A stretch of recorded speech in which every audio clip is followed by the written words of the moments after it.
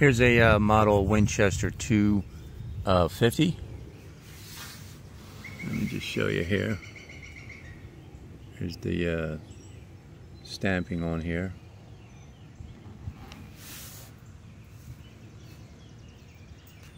Oh, why? Here we go. I guess it's focusing. Alright, but anyhow, I guess you could see it. This is a tubular magazine. I believe it holds 18 rounds. Quote me if I'm wrong. I have not shot this yet, but it's in excellent shape considering the age. I think it's late 60s, maybe early 70s. So you can see the white shim here in the back of the butt plate with the stock meats. They usually use that around late, like 68, 69, 70 to 72. Somewhere around there they use that. I think it gave it a little bit of appearance cosmetically. I thought it was pretty nice when they did that. Original butt plate. I don't think it's walnut. Could be, but I don't believe so. But it is nicely checkered. It is aluminum receiver, painted black, sort of like a black finish on it.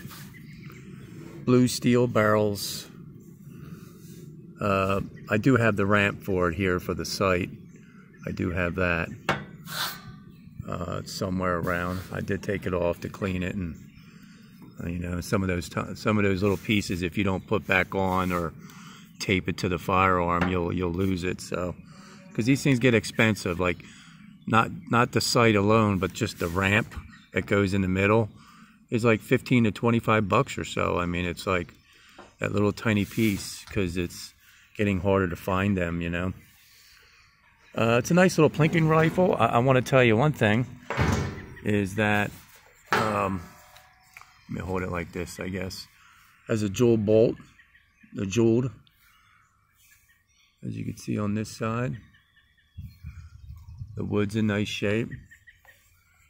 The only thing is that when somebody stored this rifle before me, I don't know if you could kind of see it in the pictures, there's some little tiny rust spots that were on top of the barrel.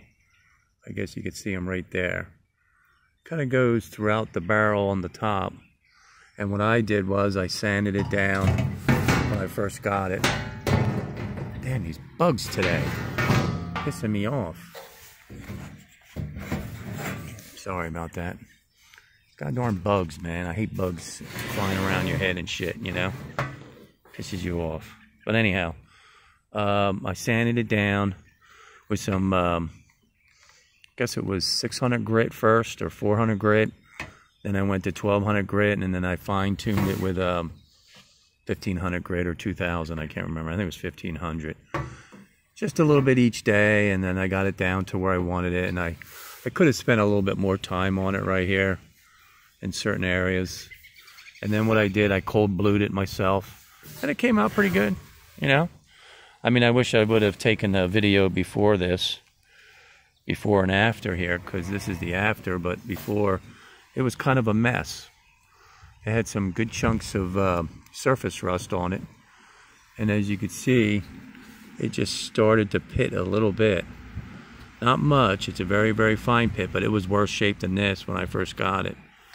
And it's a process, so you have to kind of go through different sandpaper phases and, you know, wet sand it and, you know, clean it and etc. And it's a process. So I'm not a perfectionist, so I can't get, you know, things perfected, and I'm not set up to do that.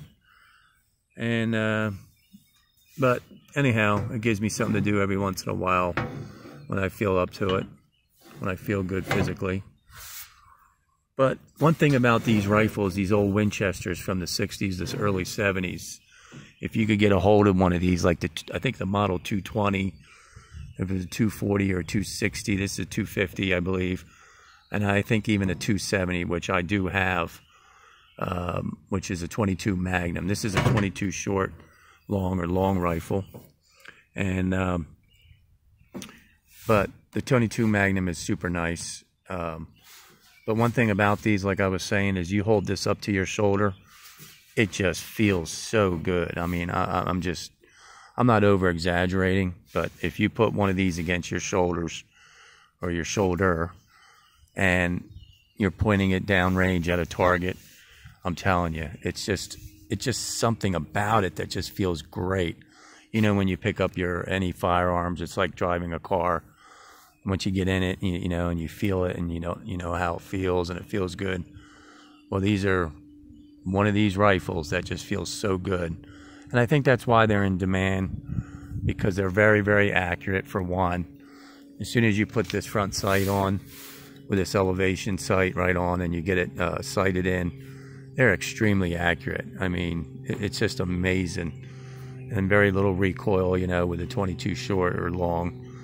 And even with a 22 Magnum, you know, they're great rifles. But any day that you pick one up, if you can find one, just put it up on your shoulder. And Wayne, you'll remember Wayne said that it feels terrific. I mean, it just, I don't know. It just goes with your shoulder, you know, goes with the body. So even the 22 Magnum, if you ever find a 22 Magnum, but they're getting very, very expensive now. 22 Magnums could run you $600 to $900 if you find one. These are running anywhere from $350 to $550 or somewhere around there. And but pick one up. I'm telling you, you won't put it down anymore, and you will buy it. You'll pay the extra money, even though they're not made, you know, 100%. Like, well, they're made pretty good. It's still a Winchester. They started cutting corners back in the 60s, and you know, with the aluminum receivers and stuff, and also the wood, the type of wood. But they still kept it pretty nice, and made it a little bit lighter, and etc. And pick one up. I'm telling you, you'll love it. Winchester model 250? Yeah, 250. 22 long rifle, short. And if you could get a 270, I think it is, with a 22 Magnum, you got yourself a nice plinker or a nice varmint hunting rifle. All right. See you later. Hope everybody's doing well. I'm so hanging in there.